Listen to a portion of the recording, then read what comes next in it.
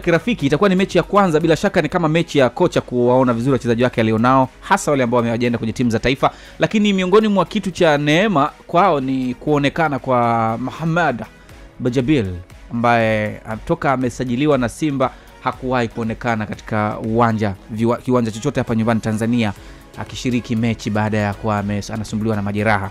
Amerejea. Nation ni mchezaji ambaye ulikuwa ukimfuatilia toka akiwa Kenya mpaka ametua hapo Msimbazi. Urejeo wake, kuna mtu anaweza kaanza kutafuta bukta ya kuvaa akiwa bench kidogo kwa muda?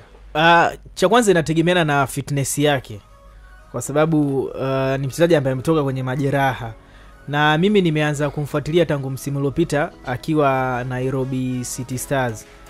Alicheza nusu msimu pale, baadaye akawa dirisha la Januari akajiunga na Polisi ambao wamaliza ligi wakiwa mabingwa. Ana uwezo wa kukokota mpira, ana uwezo wa kufunga na kutengeneza nafasi za kufunga. Ni mchezaji mzuri. Kwa hiyo anaweza kuwa na walau ataka X factor kidogo kwa mbali.